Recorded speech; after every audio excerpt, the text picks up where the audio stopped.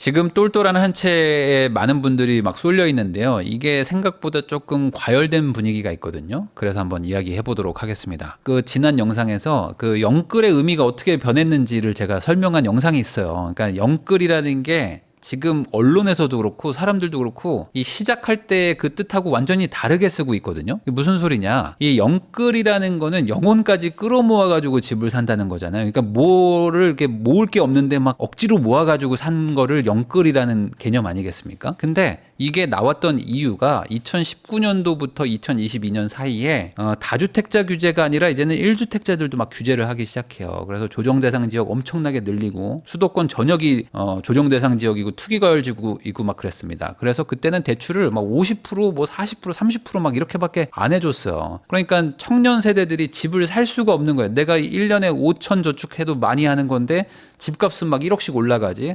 근데 대출은 안 해주지. 금리는 낮아지고 있어가지고 유동성은 막 풀리고 있는데 집을 사지 말라고 하니까 이제 1주택자도 집을 못 사겠단 말이죠. 무주택자도 당연히 집을 못 사게 하고. 그러니까 국가가 대출을 안 해주니. 국가가 대출을 안 해주니까 어떻게 합니까? 돈을 어디선가 끌어모아야 되잖아요. 그러니까 영혼까지 끌어모으지 않으면 집을 살 수 없는 그 이유 때문에 말 그대로 영혼도 끌어온다고 한 겁니다. 돈을 안 빌려주니까. 그러니까 돈을 안 빌려주니까 영끌을 했었던 건데 왜 그랬냐? 이 LTV 50% 기준이었고요. 여러분들 기억나실지 모르겠는데 그때는 9억이 넘는 집들은 그 9억 이하까지는 뭐 대출을 뭐 얼마 해주는데 9억 넘어가면 초과분에 뭐 20%만 해주고 뭐 15억이 넘어가면 대출 안 해주고 막 그랬어요. 그래서 14억까지는 그래도 대출이 좀 나오는데 15억은 아예 영원이에요. 현금 가지고 집을 사라고 그랬어요. 현금으로. 그러니까 이걸 집을 어떻게 삽니까? 실제로 이때는 LTV가 뭐 한 30%, 뭐 한 35%, 40% 이런 경우들이 많았어요. 그러니까 집을 뭐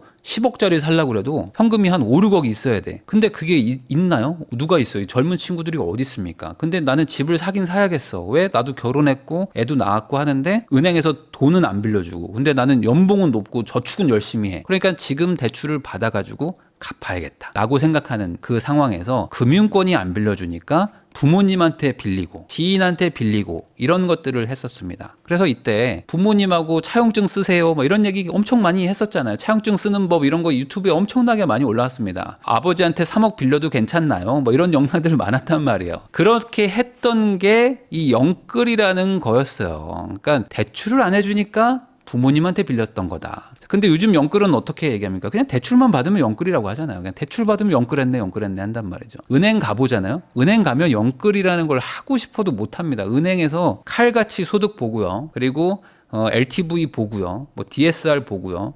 스트레스 DSR이라고 해서 금리가 올라갈 수도 있으니까 대출 한도를 더 깎습니다. 뭐 이런 것들을 해요. 그러니까 실제 대출이 잘 안 나온다. 반공제니 해서 막 또 5천만 원 빼고 막 이런 거 합니다. 그러면 영끌을 하고 싶어도 못해요. 요즘에 집 산다? 그러면은 집값이 좀 저렴한 거는 정책 자금으로 국가가 보증하면서 대출을 좀 많이 해주지 실제로 비싼 집들 막 10억 넘고 막 20억 넘고 하는 집들은 소득이 안 돼가지고 대출을 못 받는 경우가 훨씬 많습니다. 자, 그러면 똘똘한 한 채라는 것도 달라졌겠죠.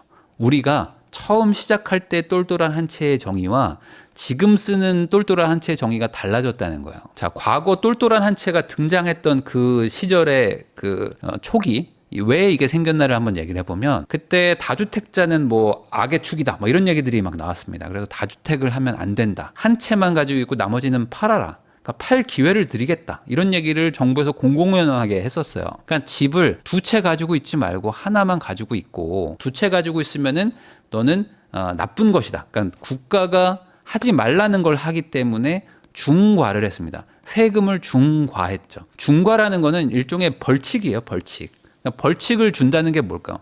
정부가 하지 말라는 거 너 왜 해? 그러니까 너는 죄를 묻겠다. 라는 겁니다. 그래서 나중에 극단적으로 어떻게 됐냐면 형사처벌도 막 생기기 시작했어요. 여러분들 기억나시죠? 뭐 토지거래 허가구역 어기면 막 형사처벌, 막 징역형을 법에다가 이제 막 명기를 하기 시작하고요. 왜 네가 정부가 하지 말라는 걸 하냐 하면서 어마어마하게 이때 이런 것들을 하지 못하게 했었는데 그러다 보니까 집을 한 채만 갖고 있어야 된다라고 모든 국민들이 이제 글로 가기 시작한 거예요. 자, 그래서 정부가 권장을 어떻게 했죠? 자, 좀 팔아라. 팔고 뭐 자식이 있으면 자식한테 증여를 하든지. 너 하나만 가지고 있어. 하나만 가지고 있으면 종부세도 깎아주고 세금도 깎아주고 양도세도 깎아주고 다 깎아줄 건데 네가 두 채나 세 채를 가지고 있어. 너는 그러면 세금을 가혹하게 올릴 거야. 양도세를 82.5%까지 거둘 거야. 종부세 막 6%까지 거둘 거야. 7%까지 거둘 거야. 이런 얘기들이 나왔던 시절입니다. 그러니까 5억짜리 세 채를 가지고 있는 사람이 보기에 야, 이대로 가면 큰일 나는 거예요. 정부가 막 하지 말라니까. 중과를 막 하니까. 그래서 야, 이거 세 개를 팔아서 15억을 하나로 합쳐야겠다. 이렇게 하면 세금이 확 내려가요. 그리고 양도세도 확 내려가. 그리고 대출도 막 더 해줘요. 1주택자는 그래도 대출 풀어주는데 뭐 다주택자들은 대출 아예 안 해줬거든요.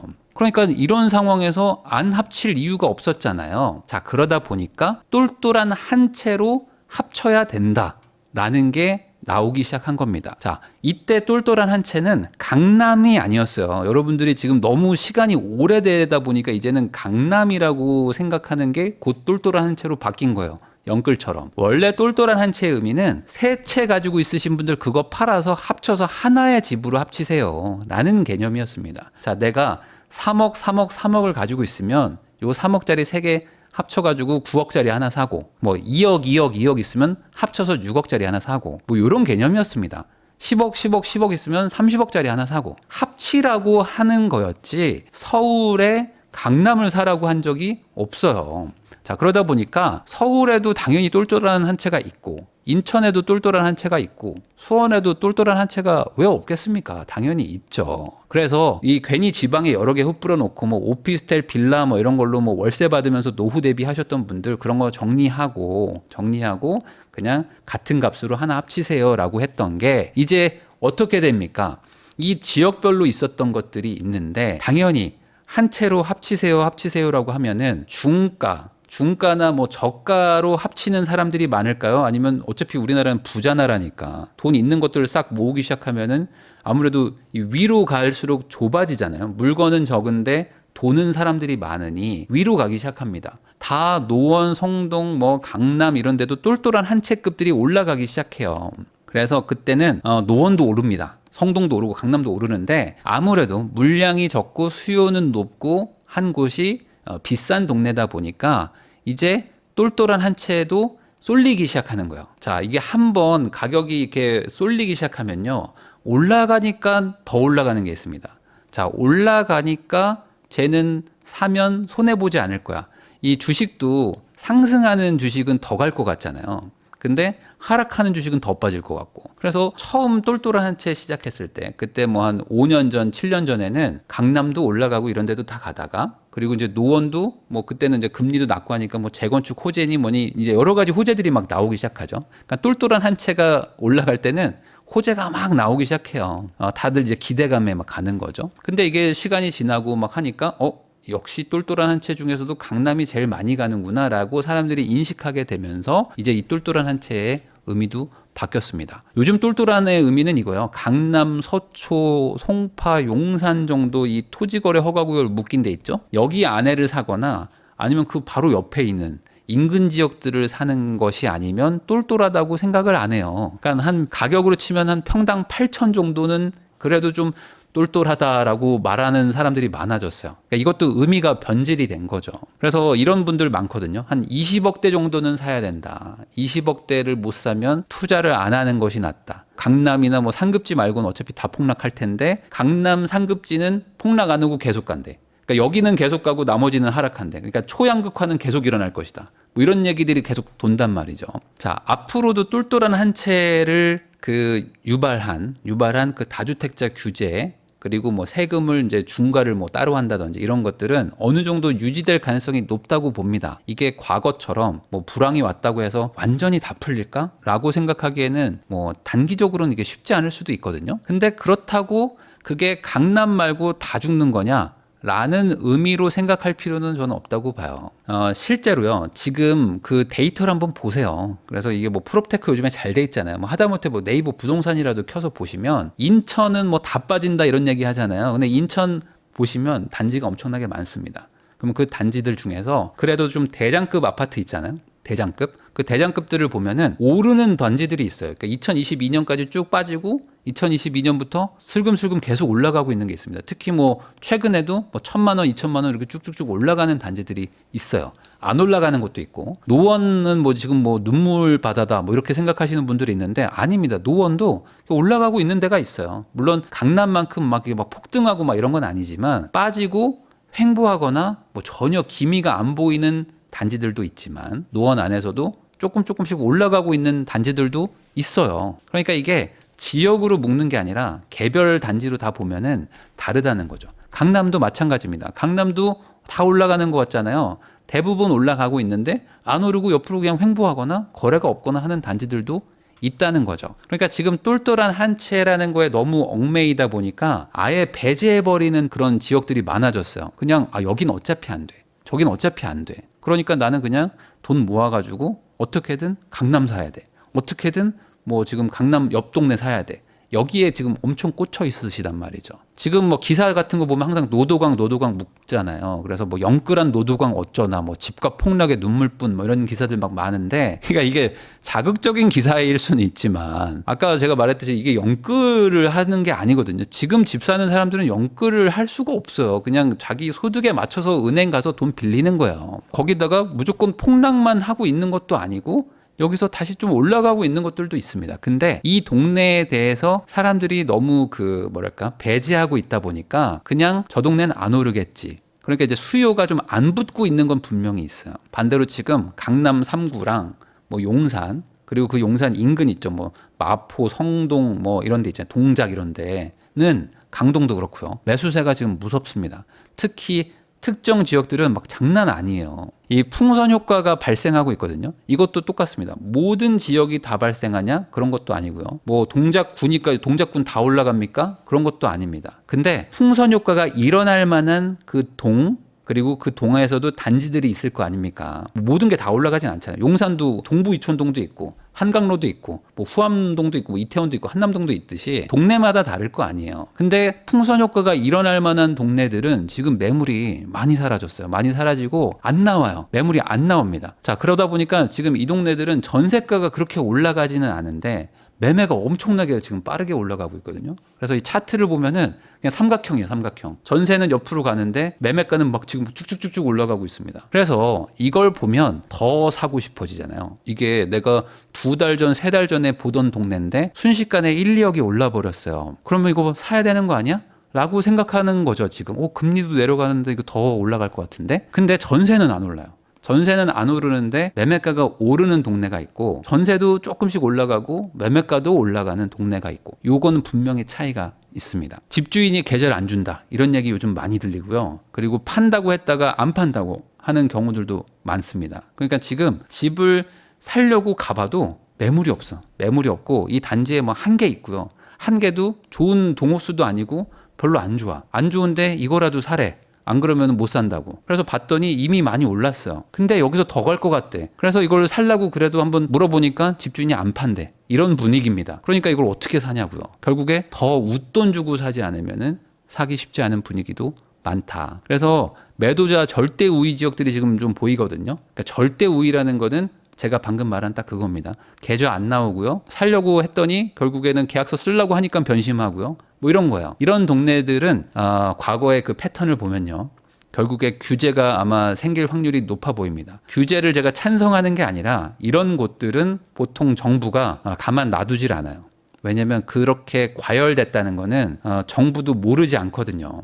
거기다가 그렇게 되면 여론이 안 좋아질 것이고 그걸 가만히 놔두면 또 그게 이제 불꽃처럼 번지거든요. 어디가 올랐다, 몇 억 올랐다 이런 얘기 나오면 그 옆 동네도 막 같이 막 따라 올라가는 게 있단 말이에요. 그래서 아마 규제가 나올 확률이 높습니다. 그러면 지금은 대선 시즌이기 때문에 뭐 국토부도 그렇고 뭐 지금 규제를 하기가 어렵잖아요. 근데 이제 대선이 다음 주입니다. 다음 주면 이제 대선이 이제 결론이 나고요. 인수위도 없습니다. 바로 그냥 임기 시작이에요. 그러면 뭐 당연히 정부도 준비를 해놨겠죠. 지금 이 동네 뭐 심각합니다. 여기 지금 뭐 거래량 막 많이 늘어나고요. 지금 호가가 막 계속 올라가고 있으니까 여기서 지금 산불이 번지기 전에 불을 꺼야 됩니다. 라는 얘기들이 나올 확률이 좀 있어 보여요. 지금 상급지라고 말하는 곳들, 중급지라고 말하는 곳들, 하급지라고 말하는 곳들의 격차가 많이 벌어졌어요. 그리고 그 상급지라고 말하는 곳들 안에서도 동네가 같아요. 같은 동네인데 여기는 막 20억인데 여기는 13억이에요. 바로 옆인데 이런 게 많아요.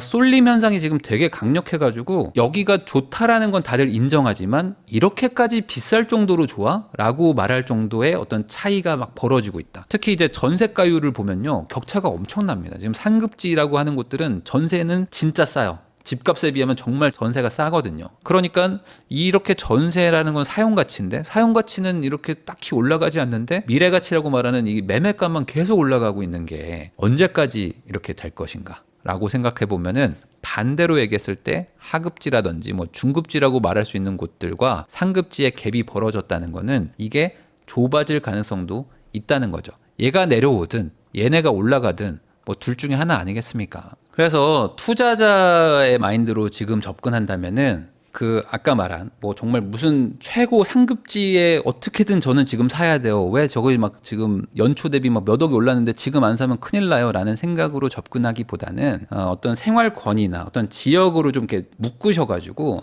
그 안에서 대장급들이 있잖아요. 그런 것들을 지금 보시는 게 좀 맞을 것 같아요. 너무 상급지보다는 뭐 중급지라고 볼 수도 있겠고 뭐 하급지라고도 볼 수도 있겠지만 그런 데에서도 대장급들은 항상 있어요. 이게 강남 3구에 용산에 사야 돼 라고 생각하시면 거기서 지금 못 삽니다. 물건이 많이 없고 잘 못 사기 때문에 이럴 때 비싸게 주고 사든지 아니면은 별로 좋지 않은 물건을 좀 비싸게 주고 사든지 뭐 이런 두 그런 결론으로 날 확률이 높고 차라리 좀 동네를 다른 데로 눈을 돌리면 그 동네는 아직 그렇게 과열되고 이러지 않기 때문에 대장급의 그래도 나름 동호수도 좀 골라가면서 살 수도 있다. 저는 그렇게 봐요. 지금 투자자의 마인드로 보면은 한 9에서 12억대 정도는 지금 지역의 대장급들도 약간 횡보를 하거나 아니면 살짝 올라가거나 뭐 이러거든요. 지금 뭐 무주택자라면 이쪽을 보시는 게 맞을 것 같아요. 제가 봤을 때는 여기보다 더 비싼 곳들은 과열 양상으로 좀 들어가는 데들이 많고 그리고 그런 과열 양상인 동네에 가면은 20억과 13억이 같은 동네에 막 모여 있습니다. 막 25억과 17억이 같은 동네에 모여 있어요. 아니 바로 옆에 단지인데 가격이 막 엄청 차이가 나요. 야 이게 이 가격이 맞아? 인프라가 똑같은데? 라고 생각이 들 정도로 지금 막 벌어지고 있습니다. 자 지금 공급이 별로 없는 지역이 많잖아요. 수도권 쪽은 공급이 없는 곳들이 많아요. 그러면 지금 전세가도 지금 조금씩 계속 올라가고 있지 않습니까? 근데 매매가는 계속 횡보하고 있는 지역들이 훨씬 많거든요. 그럼 이런 데들이 계속 이렇게 갈 것인가? 아니면 공급도 없지 그리고 전세가도 어쨌든 올라가지 뭐 유동성도 풀린다고 하면은 지금 막 올라가고 있는 곳들이 더 갈 건지 아니면은 지금까지는 좀 안 가고 있던 곳들이 상대적으로 좀 늦게 출발하는 걸로 봐야 될지 여기서 이제 판단을 하셔야 되겠죠. 결론만 말하면 지금 한 평당가 한 8천 정도 되는 데들 있잖아요. 뭐 조금 낮게 보면 한 7천에서 8천 이상 그 정도 곳들 중에는 뭐 아닌 곳들도 있어요. 아닌 곳도 있지만 약간 과열 분위기가 좀 느껴지고 제가 지금 최근에 한 3-4곳 정도 동네를 지금 봤거든요. 3-4 동네를 지금 중개사들하고 연락도 하고 통화도 해보면은 야 이거 지금 이 분위기에서 사는 게 맞아? 라는 생각이 조금 들 정도로 지금 매물이 계속 없어지고 있고요. 근데 그 없는 와중에 거래가 또 돼요. 근데 그 거래 될 때도 야 이 동호수를 이 가격에 산다고? 근데 사. 아니면 얘는 그래도 좀 괜찮을 것 같아서 얘기를 하다 보면은 주인이 안 팔고 이런 일들이 좀 일어나고 있어가지고 여기서는 뭐 저의 개인적인 생각이지만 여러분들도 한번 고민해 볼 필요는 있지 않을까라고 생각을 합니다.